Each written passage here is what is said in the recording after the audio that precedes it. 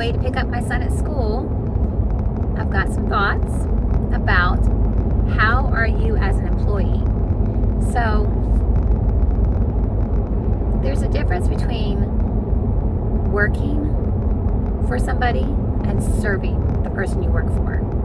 So working is just the tasks that you're doing, that you're completing, and there's not anything beyond just checking off the box. And serving somebody is checking off the box and thinking how that could be better, to be more efficient, or to be more thoughtful to what the next step or the next process is going to be. And so I have had multiple employees over the last probably 7 years. I think we started hiring employees in 2015 after Chalene Johnson, who, shout out to Chalene Johnson, she helped me not feel guilty hiring help to do laundry and dishes. And I was a caregiver with 3 children. I was homeschooling. My husband had broken his neck. He was a quadriplegic.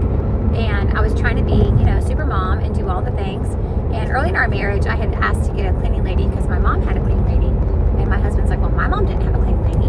So it was kind of degrading, I think, that I felt like I should not be able to ask for help. I felt like I should not have asked for help, because if his mom could do it, I should be able to do it. And so I did. But then life was just hard. And Chalene Johnson broke me out of that and helped me realize all my big dreams and goals are not going to get done if I'm just doing the dishes and laundry every day, and instead of taking the energy to do my dreams and goals. And then Joyce Meyer also, credit to Joyce Meyer, she also had a great attitude about when she finally hired people and how she looked at it as giving them a job. And so they're doing the thing that they want to do, and they're getting blessed financially for doing that. And then you get to have the energy and time to do the thing that you want to do, that God's put on your heart, so that's unique to you. So anyway, so there's no shame in hiring help. So if you're watching this and you are feeling like you're doing too much and you can't do it all, and you're feeling bitter about that and frustrated about that, maybe hiring help would be good for you too. So just start with, a small, someone just came out just to do laundry. That's it. This one girl, Carly, she just came out to do my laundry. That was it. And then I had another girl that came out just to help with dishes and cooking dinner for us. So, and it was a blessing. It really was. So anyway, I still have employees, and they are caregivers and they're household assistants. And I've had many over the years. And to be honest, I never wanted to be a CEO of employees. I think it's very difficult. It's not what I was born to do. I am not a born leader when it comes to having the finesse and the personality to empower other people to do a job and to work for me and enjoy it.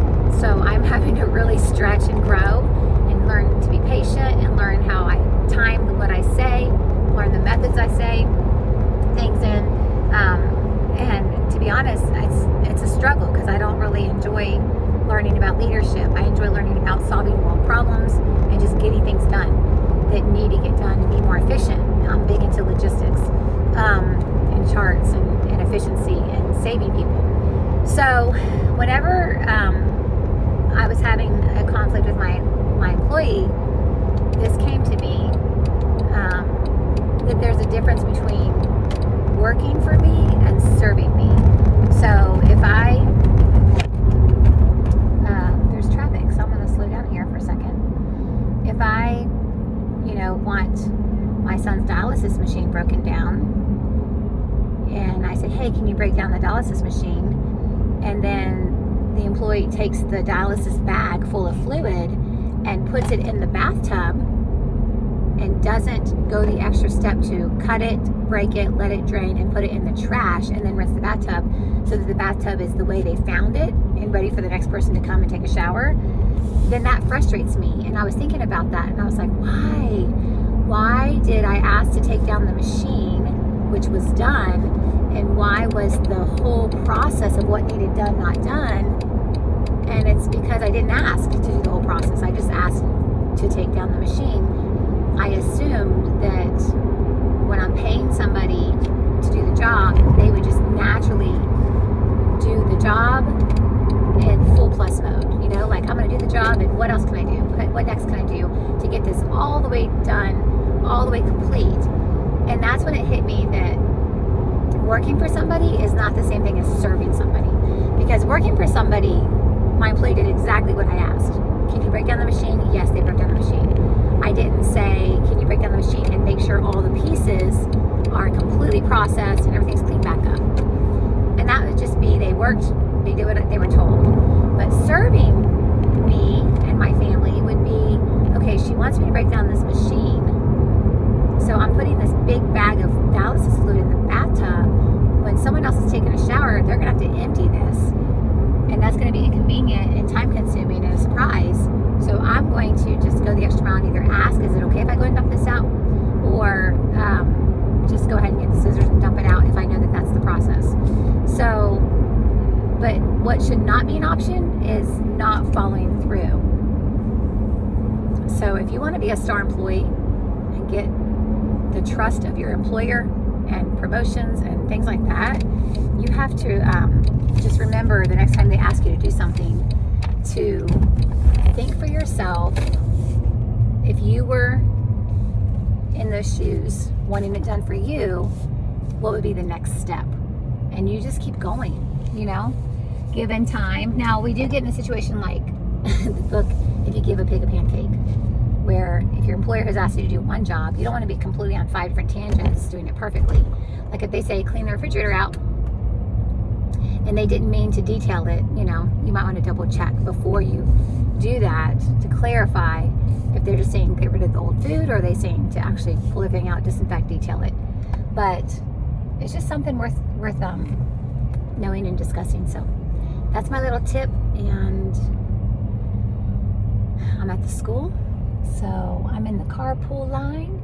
I got here a little bit later than normal, but I'm still like, let's see, I'm 25 minutes early, and I think I'm like car number 11. So this is new for me to get to sit in the carpool line and have like 25 minutes to myself, so that I can now that the car has stopped, I can look at you. Hey, good to see you. Actually, you see me. But if you put comments below and subscribe to my channel, I will see you, and I'd be happy to. So please do that. And if this is content that blesses you, my name is Rochelle Suzanne, and I'm just giving tips and tricks and talking about current events and life things that bother me or cause friction in my life that I think I have an opinion on that's valuable and worth helping. So let me know how I'm blessing you, if it is a blessing to you. And if not, stick around, and I'm sure something's going to stick. All right. God bless. Take care.